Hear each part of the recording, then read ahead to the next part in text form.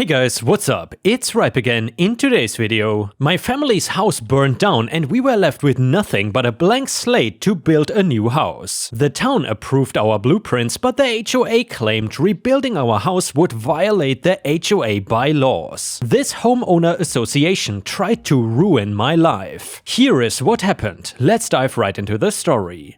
So my opinion on HOAs shifted drastically in the last couple of years. I'll admit that I was wrong in the past when I believed living in a neighborhood with an HOA was a good thing. I would be more protected and all of the stories I heard must have been exaggerated or something. That's what I thought. To everybody, I apologize and I now see the error in my thinking. Sadly, it took this horrible experience for me to switch sides, but now I am with all of you when I saw that my HOA can go vanish and I would be extremely happy because of it. So 2 years ago, an electrical fire broke out when nobody was home and it spread. The entire house caught fire and huge sections of the house crumbled completely. Whatever did not burn down was not considered safe and had to be torn down until all we were left with was rubble and ash. Almost all of our things were destroyed as well, so it was probably the worst time in my wife and I's life. The only, and I mean only good thing was that we had insurance and could afford to get the house rebuilt. From there though, everything was downhill and a fight. Most of the homes in our neighborhood were built in the 1930s and have a certain old school style to them. Since we had to build from scratch, we wanted to make some changes from our old home's design in order to bring it up to the modern century. We had some money that we were going to add to what insurance gave us, so we thought might as well. I don't want to get into too many details, but I will share a couple of ideas we had when it came to building the new house. My wife wanted a more modern kitchen with an electric stovetop and heated floor. Another thing we wanted was a more modern central air system instead of window AC units. Finally, the floor plan would be a little bit more modern style with shapes and flooring. Part of being in the HOA meant that we had to get blueprints approved by them as well as the town before we could start breaking ground on the home. The town did not really care as long as the home did not encroach on anything or cause a hazard. The HOA board though rejected almost everything about our first home's proposal. They did not tell us why either, so we had to go and track somebody down to get an answer for what was wrong with it. They told us that our house design went against the HOA bylaws and broke it down for us. They said that since the rest of the homes in the neighborhood were from the 1930s, we had to make our home match the others. Well, obviously the issue right off the bat was that it is not the 1930s anymore, so the house is not gonna match the rest of the neighborhood no matter what. And still, everything got rejected and we had to go back to the drawing board for what we wanted. This time we cut things out like a different shaped roof and an electric fireplace that would negate the need for a chimney, which we apparently needed according to the HOA. The only things left were the interior changes that nobody would see, so it shouldn't have mattered. But once again, we got immediately rejected by the HOA. This time they were arguing that the interior being too modern was not matching the rest of the houses in the neighborhood once again. We had to have an old school gas stove because everybody else used gas and it would look too different for us too. Also, the brick design we wanted was turned down, saying that our house had to be wood with the only exception being the chimney. Keep in mind that each design took a while to come up with and starting over was not a quick process. It really boiled down to them thinking a more modern home was not pretty compared to the older ones. We were willing to budge on certain design standpoints for the exterior, but felt the HOA was taking it way too far.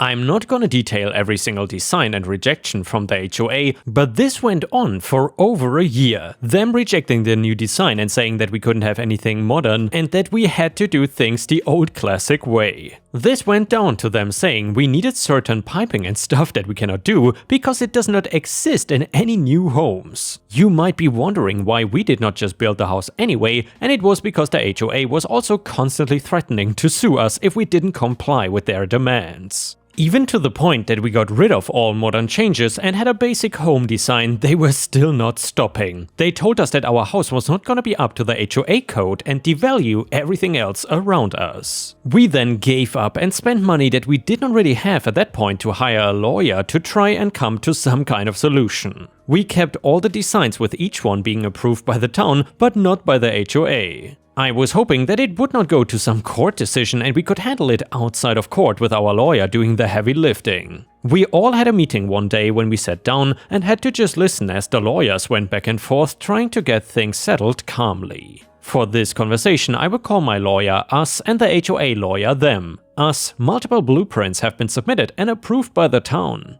Each one making changes you requested and still being denied. The HOA is halting the process and stopping this couple from building and living in a home again. After a major trauma, instead of helping, the HOA is now trying everything in their power to stop building. Them, the HOA board, does not want the building process to be halted, but simply for the blueprints to show a home that is up to HOA code and acceptable for this kind of neighborhood. The change proposed would make that single house radically different than the others in both function and appearance. Us, those codes were written for houses almost 100 years old. All basic bylaws are being followed and what is being altered is needed. Seriously, any judge would look at this and reward my client's compensation for their elongated displacement. I guess our lawyer was better because the HOA finally folded and let the most recent blueprint we submitted get approved. The style of the house was gonna be less modern than we originally wanted, but still having some changes that we really wanted. One being a porch and a high ceiling that we could hang a chandelier from. We really didn't care about anything else except getting the house approved to finally start being built again. After 2 years since a fire destroyed our house, we are finally almost ready to move into our newly built one. I can say after that entire experience though that HOAs have way too much power sometimes and nothing to keep them in check. And the next one is titled Revenge on Terrible Neighbor. Everyone has them and cannot escape from them. If you live in an apartment building or a house, you cannot get away from having neighbors. If you are lucky, they are awesome, but every now and then there's always that one who you love to hate. This is that neighbor. So a little background info on things before that story. 2019, 3 very important things crossed paths together to create the perfect storm. Number 1, I inherited my family's home from my mother located in a small Midwestern town. Number 2, with the pandemic and WFH, I was able to move from the city back home and ride out the pandemic from there instead of my apartment in the city. Number 3, our longtime neighbor decided to move to Arizona to be with their family and sold their house to a crazy old lady we will call Carol. Story time. Now, growing up in this house and it being a small town where everyone knows your name, it is hard for everyone not to know your business. Many people knew I was back in town and several of the other neighbors were commenting that I had the updated house on our street. 2019 through 2020, I worked quite hard to update the outside and inside of our home and dealing with Carol, aka the neighbor, always calling code enforcement or the police for a noise complaint. None of which were true, but a pain in the butt nonetheless, and would deal with it and then drop it. Examples: mowing the grass past 7 PM in the summer, listening to music while a few of us started painting the house at 8 AM. The house was the wrong color and did not match her house, etc. Once the main house projects had been completed, I started on the secondary ones. The biggest was straightening and trimming the trees and bushes that followed the backyard fence that had been in existence since I was 6 years old.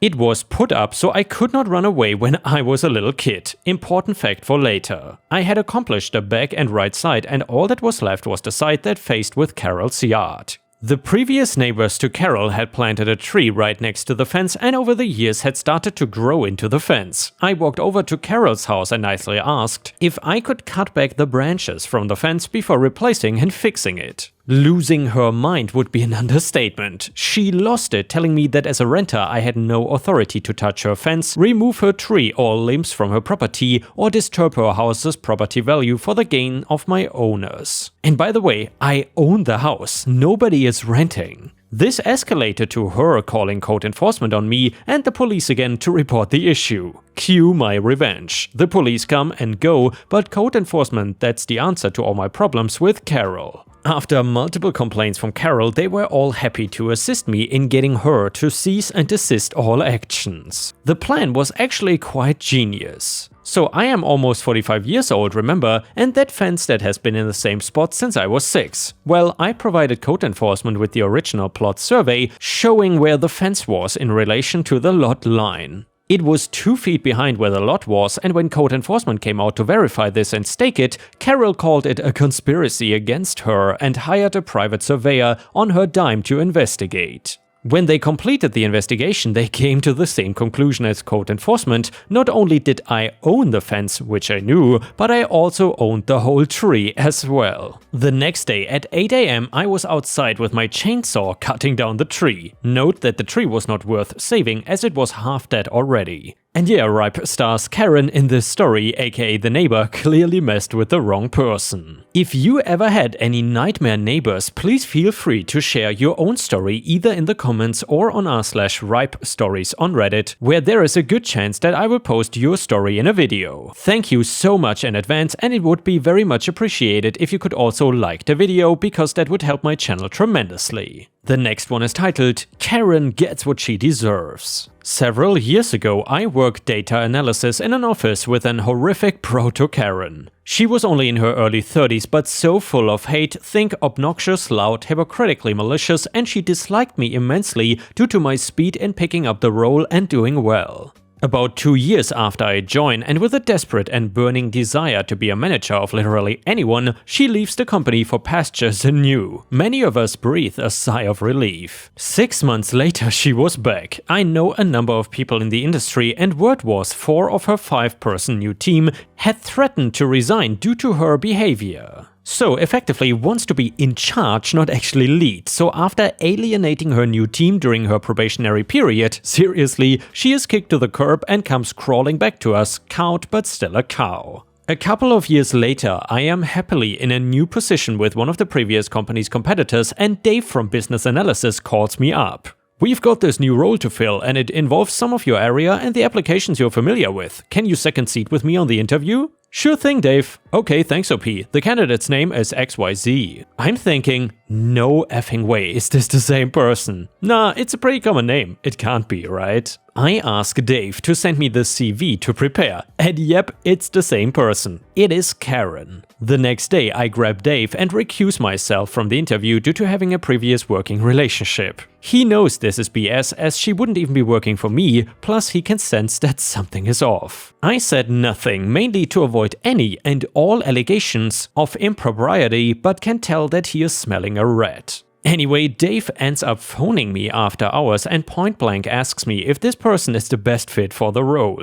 I tell him if he hired this person, 2 things would happen. Number 1, multiple people would quit that department over the next 12 months, and number 2, I would immediately sign up to be a union rep. He went with the next candidate. Karma is just beautiful. And yeah, Ripe stars, that is exactly why it never pays off to be a douchebag in real life, and online of course as well. At some point, karma catches up with you. Just be careful. Anyway, the next one is titled, Was I the Jerk for Canceling Thanksgiving? So I, 32 female, have been with my wife, Ava, 34 female, for 8 years now, but we've been married for 5. She was a single mom of 3 kids when we started dating. She had 2 daughters, now 10 and 12, and a son, now 16. I have watched these kids grow up, I have read the bedtime stories, done bath time, the first days of school, PTA meetings, just all of it. I very much consider them to be my kids, and they've been calling me mom for almost 6 years now. My brother Ivan, or Ivan, I'm not sure how Americans pronounce that, 28 male, just had a baby girl with his fiancée Sarah, 27 female. I love my niece, and my kids adore their cousin. My kids have been the only grandchildren on my side of the family since Ava and I got together, and there's never been a moment where the kids and my wife were treated like they didn't belong. My brother is their uncle, my mom and dad are their nana and pop, and the kids see my family as their family, and I always thought that my family felt the same way about them. The kids and I were over at my brother's house just hanging out, and my parents ended up dropping by with gifts for my niece. Ivan laughed when he saw the toys and told our mom and dad that they were going to end up spoiling her rotten. My mom said since my niece is their first grandchild, of course they have to spoil her. My kids were sitting in the living room with all of us, and my youngest daughter looked hurt when she realized what my mother said. My son and my 12-year-old did not fully react to it, but I could tell it bothered the both of them too. Sarah spoke up and said, "Oh, you mean first grandbaby, not first grandchild." My dad shook his head and replied that my niece was their first grandchild. I did not want my kids to keep sitting there and listening to that, so I handed my son my keys and told him to wait in the car with his sisters. When they were gone, I asked my parents why the hell they would say that my kids were not their grandchildren, and my mom said they could not be their grandchildren because they were not really my children. My wife and I were gonna be hosting Thanksgiving at our house this year, but I told my parents that if they did not view my kids as their family, then they could just host a meal at their own house with their real family while I spent the holiday with mine. I left before they could say anything else to me, and my wife and I have reiterated to the children that they will always be my kids and I will always be their mom regardless of our DNA. My brother is pissed at me now because he thinks I reacted too harshly and that I should try to see where my parents are coming from. My mom texted saying that she and my dad love the kids but they still are not their grandchildren. And she hopes that we can come to understand that because she does not want this to ruin my niece's first Thanksgiving. I have not replied back so far. I meant what I said, but I'm worried that maybe I'm reacting too harshly. ETA info, I adopted all 3 of the kids about 4 years ago, so they are not just my parents' step-grandchildren. Even if I hadn't legally adopted them, they would still be my kids in my eyes. Edit number 2, my wife's parents don't have a relationship with the kids. When my wife came out, they pretty much stopped speaking with her entirely. Their bio dad is not involved either, and neither is his family. He lost his rights to the children before Ava and I started dating. The 10-year-old has never met him, the 12-year-old does not remember him, and the 16-year-old wants nothing to do with him. My parents wanted the kids to call them Nana and Pup, and I didn't make the kids start calling them that. Update to the story. Hi, I thought I would just leave you all with an update here since it doesn't look as though things are gonna change anytime soon. My wife and I talked with all 3 of the kids separately and asked them what they wanted to do for Thanksgiving, if they wanted my parents there, if they still wanted to see them. And well, my son and oldest daughter have made it very clear that they are mostly upset at my parents for hurting their younger sister's feelings. And they felt that if my parents apologized to her and tried to make it up to her, then they would be okay with seeing them still. My 10-year-old took it the hardest out of the 3. For her, they are the only grandparents she's ever known, and this whole thing really crushed her. My wife and I explained to her and to all of the kids that none of this was her fault and that she didn't cause it and that we are both equally her moms and she is equally our kid no matter what DNA says. She told us that she didn't want to talk to my parents but that she wanted me to make sure that they knew that she was not mad at them, she was just hurt. I called my dad and told him how hurt my kids were by what was said by him and my mom, and that I would appreciate it if they apologized to the kids for being inconsiderate of their presence and their feelings. My dad said that he and my mom never intended to hurt the kids' feelings, but they cannot change the fact that those are not their grandchildren and that the kids should not be so upset at the truth. I hung up on him. I know I cannot make them view my kids as their grandchildren, but the fact that both of my parents are being so inconsiderate of the fact that they seriously upset my kids just makes this whole thing even worse. I texted my brother and told him that I was sorry if he felt like he was being put in the middle of something, but as a parent, my priority is my kids and I won't apologize for protecting them from what I think will hurt them further. I guess Sarah talked to him or something because he apologized to me and said he would like for his daughter to have Thanksgiving with her aunts and cousins. I did also thank Sarah separately for offering my parents an out and trying to salvage the situation. She is a total sweetheart and I love her. Thanksgiving is going to be hosted at my house just without my parents there. It is unfortunate, but like I said, my kids are my priority and I refuse to have them sit at a table with people who cannot even take a minute to show them some empathy or basic kindness. And yeah, Ripe Stars, let me know what you think about this story in the comments. I would say personally that OP is definitely not the a-hole, and the clear a-holes or jerks in this story are the parents. They are absolute douchebags and inconsiderate, and in my opinion they are acting like entitled Karens. Let me know about your opinion in the comments. And the next one is titled, Am I the a-hole and also a bad neighbor? I just recently found this subreddit and I'm enjoying it a lot. The stories are interesting and I feel like people are judged fairly, so I decided to stop being a lurker and finally ask if I was an a-hole on my experiences where people called me an a-hole. Anyway, this first story happened quite some time ago, but when it happened my friends got divided on their opinion if I was the a-hole or not, because I can be a major a-hole sometimes, but I believe I was in the right at this time, which is a common trend in being the a-hole, I guess. So onto the story. I was going to do some reforms in my house and there would be some walls being broken and replaced. That makes a lot of noise and dust, so I wanted to inform my neighbors before it started. However, I didn't want to go talk to them before it was planned out and going to happen for sure, so I waited until it was all planned out 1 week earlier from the beginning of the reform, so I would only tell them once and give them time to prepare for it. The workers would be there from 8 AM to 5 PM, there would be a lot of noise, but it was unavoidable, and we would throw the rubble on a container that would be delivered when it started, and after 4 days we would be done with everything. I thought it was pretty fast and planned out pretty good, so all that was left was telling my neighbors that the next Monday it would begin. I have 2 neighbors, the one on the house at my left who said she doesn't care because it is my house and not her problem in a not so polite way, and the one on the house to my right, which didn't come to answer me on their door, picked up the phone just to tell me that they were busy and avoided me for 7 days in a row. That's the first problem. He was very surprised when I found him leaving his home 7 AM in the Monday that the reform starts and walked up to talk with him. I was waiting outside for materials to be delivered, and finding him going outside was a good opportunity as he was basically forced to talk with me, and I thought that I would finally be able to tell him what was going to happen. I was even more surprised when he told me that he was in a hurry and didn't want to stop, ignored me and walked away to the grocery store without listening to me. He just told me that he would be available at 10 AM if I wanted to talk with him on his office. By the way, I go out to work at 8 AM, so it wouldn't be possible for me to meet him at that time, and I think that he knows that, but I cannot just make assumptions, I guess. Though, that day I didn't go to work as I asked for my available off days so I could be there the whole week, and that is how he found me on my house at 9 AM when the people working started to make a lot of noise, and he became desperate and asked me what was going on. He was pale and very upset.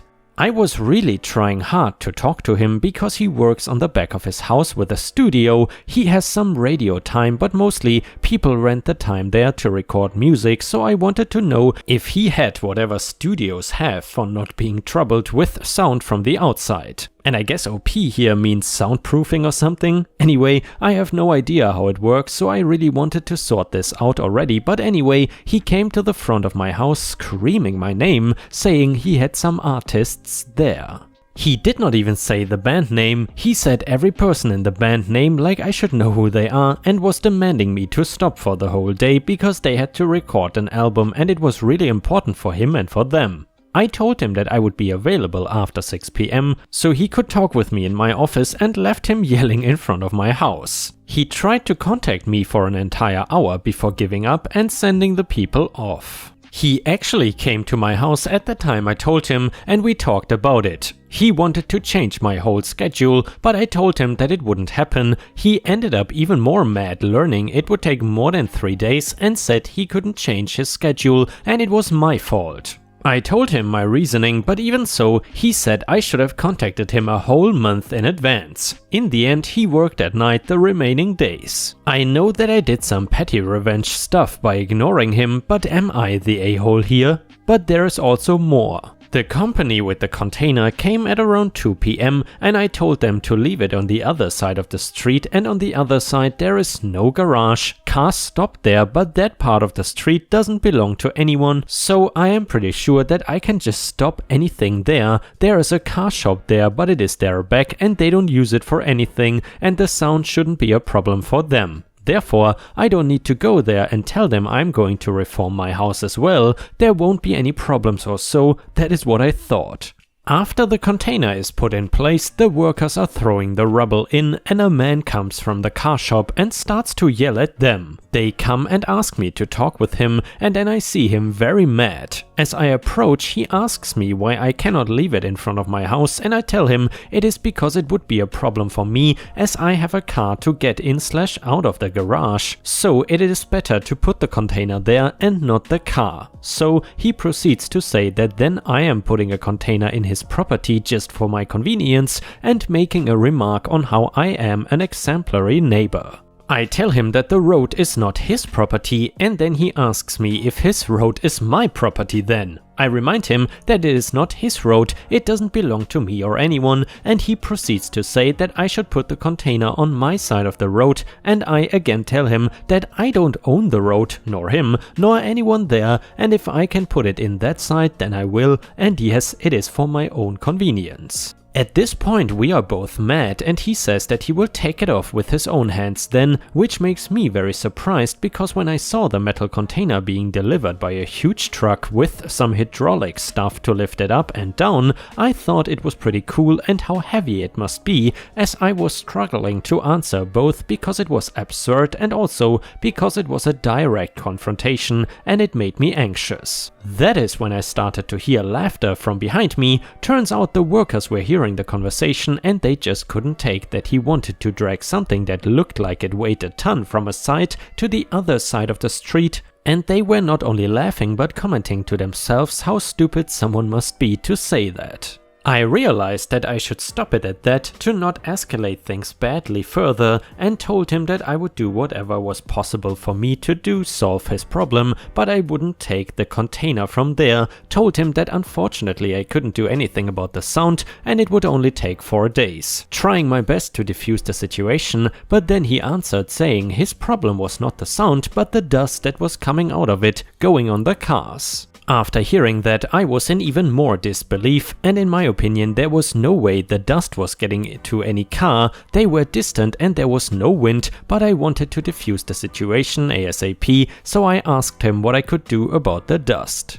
He said I should wash the rubble before throwing it in the container so there would be no dust, which sounded smart, but in my town we were having water saving, so you can be fined for using water like that, and people in my street were fined already for washing their side of the street. I didn't really want to risk that, so I told him that I wouldn't do that because of the water saving. He then said that he would call the government to take it out for him then. I got mad and snapped. So I told him to go ahead, and if the dust is so bad, he should wash the cars instead, and he is invited to try to move the container. Turned my back and left him there, never saw him again. So, am I the a-hole and also a horrible neighbor? And guys, I would love to know what you think about this story. Do you think that OP is the a-hole or not? Let us know in the comments. Either way, a user in the comments said, "Okay, this is a lot. The first part, you are not the a-hole. You tried to contact him and he made himself unavailable. At the end of the day, what you do on your property is your business and he has to deal with that for a few days." However, the second story, you are the a-hole. You should have asked permission before blocking this person's shop, regardless of whether it is the front or back. Doesn't matter if you got the container on the street,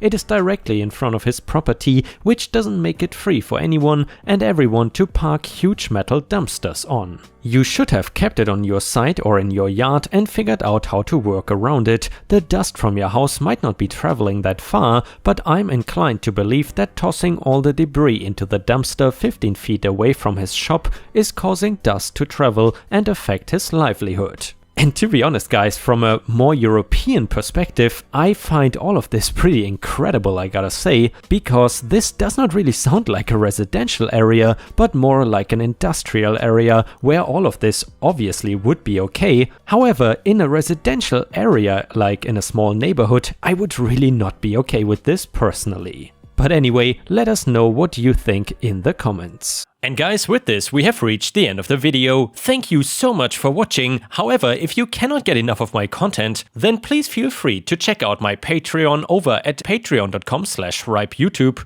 or join my YouTube membership program by clicking the join button to get access to even more exclusive videos. Thank you so much for your support and I will see you again tomorrow.